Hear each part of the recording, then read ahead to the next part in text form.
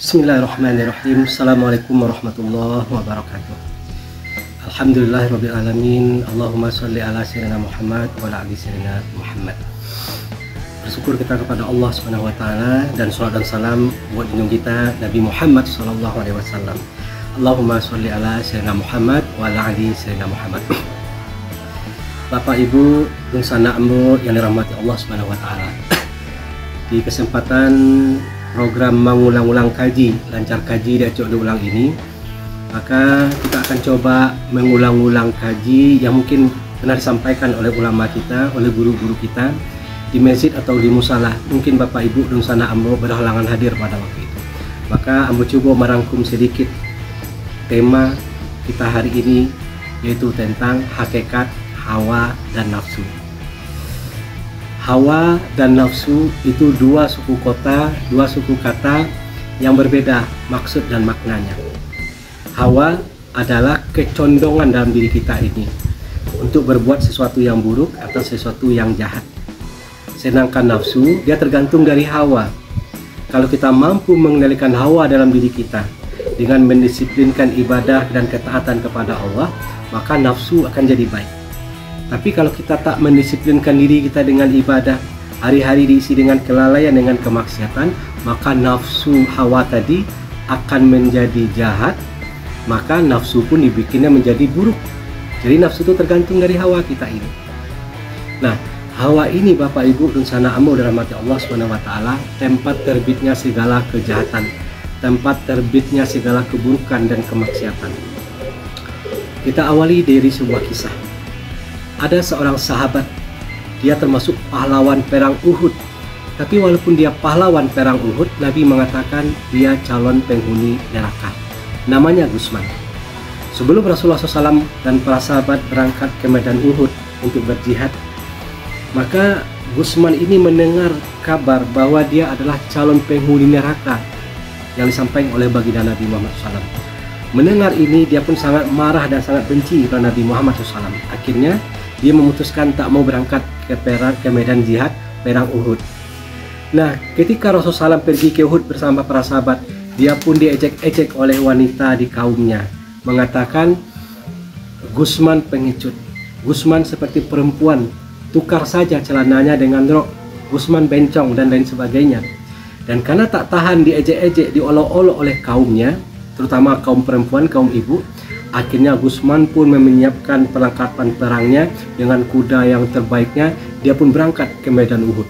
Dia pun bertempur dengan gagah beraninya sampai 7 atau 8 orang musuh-musuh Islam berhasil ditebas, dibunuh oleh Gusman ini. Sahabat pun takjub. Sahabat pun mulai ragu-ragu dengan hadis Nabi yang mengatakan Gusman calon penghuni neraka.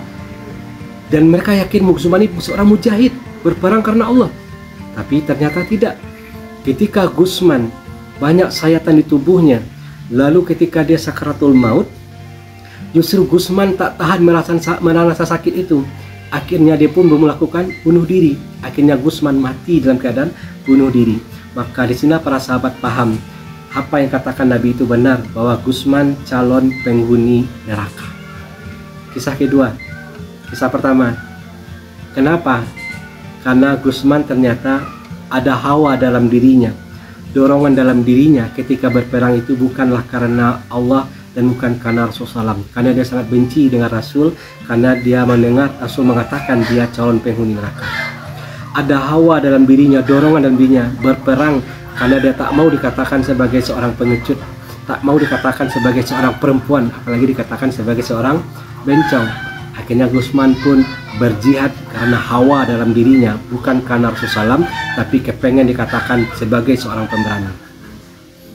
Lalu kisah kedua, ada seseorang, kata Rasulullah SAW, yang diriwayatkan oleh Abu Hurairah radhiyallahu anhu, yang gigi gerahamnya sebesar gunung Uhud nanti di neraka. Ketika itu kata Abu Hurairah radhiyallahu anhu, saya lagi duduk bersama Nabi Muhammad SAW dan saya mendengar Nabi bersabda bahwa salah seorang di antara kalian di sini akan masuk neraka dan gigi gerahamnya sebesar gunung Uhud. Waktu pun berjalan. Satu persatu sahabat yang hadir di situ mulai meninggal dunia. Tinggallah Abu Hurairah dengan Ar-Rajal bin Unfuah. Ar-Rajal bin Unfuah adalah orang dari negeri Yamamah dari suku Bani Hanifah. Orangnya sangat cerdas, ahli Quran, ahli hadis, yang diutus langsung oleh kaumnya dari Bani Hanifah, langsung belajar kepada Nabi Muhammad SAW. Dan Nabi sering menugaskan Ar-Rajal bin Unfuah ini menyampaikan hadis-hadis dari beliau, menyampaikan Al-Quran kepada kaumnya Bani Hanifah, dan diutus untuk berdakwah ke kampung-kampung lainnya, ke negeri-negeri lainnya. Dan muncullah Nabi palsu bernama Musailamah Al-Kadzab, Musailamah sang pembohong. Maka Sayyidina Abu Bakar, setelah wafatnya Nabi Muhammad SAW, Sayyidina Abu Bakar radhiyallahu menjadi khalifah. Maka Sayyidina Abu Bakar kepengen memerangi Musailamah Al-Kadzab agar fitnahnya tidak semakin merajalela, karena dia mengaku nabi dan membawa ajaran baru, kitab suci baru. Mendengar ini, Ar-Rajal bin Unfuah berkata kepada Sayyidina Abu Bakar radhiyallahu agar mengizinkan dia untuk mendakwahi Musailamah Al-Kadzab. Akhirnya Abu Bakar pun menyetujui, dipersilahkan. Tapi ternyata bukannya mendakwahi Musailamah Al-Kadzab, justru Ar-Rajal bin Unfuah tergiur dengan tawaran dari Musailamah Al-Kadzab, kekayaan yang diberikan berlimpah ruah kepada Ar-Rajal bin Unfuah, ditawarkan wanita yang cantik, ditawarkan pangkat yang tinggi. Akhirnya Ar-Rajal bin Unfuah pun ikut dengan nabi palsu ini, menjadi murtad. Kata Abu Hurairah radhiyallahu, fitnahnya Ar-Rajal bin Unfuah lebih besar daripada fitnahnya Musailamah Al-Kadzab, karena gara-gara dia mengikuti nabi palsu itu, banyak orang berduyun-duyun, berbondong-bondong masuk menjadi pengikut Musailamah Al-Kadzab, karena ada sahabat Nabi bernama Ar-Rajal bin Unfuah, ahli Quran, ahli hadis.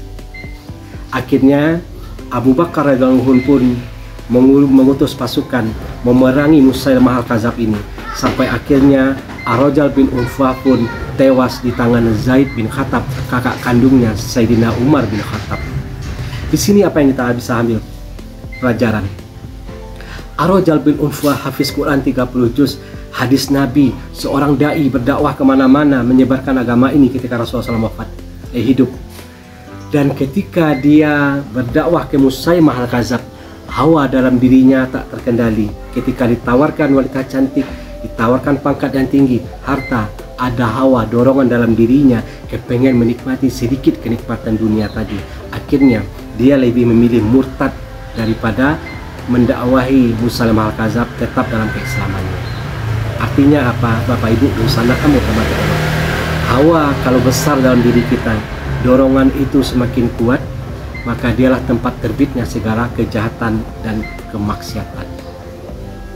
Makhluk Allah namanya Azazil, dari kalangan jin, yang sangat taat, ribuan tahun beribadah kepada Allah, rukuk dan sujud, diangkat derajatnya sama dengan malaikat, bahkan diangkat menjadi panglima perangnya malaikat untuk membasmi jin-jin yang ada di muka bumi waktu itu sebelum manusia diciptakan, yang mereka berbuat kerusakan. Bahkan Allah mengutus nabi dan rasul dari kalangan jin, mereka bunuh. Akhirnya Azazil menjadi panglima para malaikat, membasmi jin-jin yang ada di muka bumi waktu itu yang berbuat maksiat tadi. Ribuan tahun dia beribadah, rukuk, sujud, taat, dimuliakan Allah. Tapi ketika Allah menciptakan Nabi Adam alaihissalam, Allah perintahkan malaikat termasuk Azazil untuk sujud salam penghormatan kepada makhluk baru ini yang bernama Adam, Nabi Adam alaihissalam ini. Semua malaikat sujud memberikan salam penghormatan kepada Nabi Adam alaihissalam, sekaligus membuktikan ketaatan mereka atas perintah Allah. Tapi Azazil tidak. Dia menganggap dirinya, ana lebih baik daripada antum, saya lebih baik daripada Adam. Saya ribuan tahun beribadah, rukuk dan sujud, sedangkan Adam anak kemarin sore yang baru diciptakan. Saya ini tercipta dari api, Adam dari tanah, tanah itu diinjak-injak, tanah itu sesuatu yang hina. Maka dia tak mau sujud. Akhirnya Allah kutuklah Azazil, diberikan gelar baru. Apa itu? Iblis laknatullah. Dan gelar itu melekat kepada Azazil, iblis laknatullah itu, nanti sampai dia disiksa di neraka nanti, bahkan selama-lamanya di neraka itu, tetap gelar itu melekat dalam diri Azazil, iblis laknatullah, gara-gara hawa dalam dirinya menganggap dirinya lebih baik daripada Nabi Adam alaihissalam. Bapak Ibu Dunsana Ambo yang dirahmati Allah Subhanahu wa taala. Itulah hawa. Hawa ini tempat terbitnya segala kemaksiatan, segala keburukan. Dan setan masuk menggoda manusia melalui jalur hawa ini. Maka cara mengenali hawa itu, disiplinkan diri kita beribadah, disiplinkan kita dengan ketaatan kepada Allah SWT. Maka hawa pasti akan menjadi baik, hawa pasti akan terkendali. Tiadalah hawa ini mencampuri sesuatu, melainkan hawa dalam diri kita ini, dia akan merusak diri kita sendiri. Hawa kalau mencampuri sesuatu, dia akan merusak sesuatu itu. Hawa kalau ada dalam diri orang yang banyak ilmunya, luas wawasannya, maka dibikinnya orang yang banyak ilmu, luas wawasan tadi menjadi orang yang sombong, bahkan menjadi orang yang munafik dengan keilmuannya, dengan luasnya wawasannya. Hari-hari ini tengok di televisi debat-debat yang luar biasa itu. Apa yang terjadi? Mereka putar balikan fakta yang masyarakat umum paham bahwa itu salah, tapi dia bisa dengan 1000 dalil bagaimana yang salah itu bisa menjadi benar. Orang berilmu, mereka bersaksi di pengadilan, mau melakukan tanda tangan palsu, mau bersaksi palsu, mau disumpah pun dia tetap memberikan keterangan palsu. Bahkan dengan ilmu wawasan yang luas itu, dengan beribu-ribu dalil, dia berusaha membenarkan dirinya. Maka dia munafik dengan keilmuannya itu. Karena ciri orang munafik ketika berkata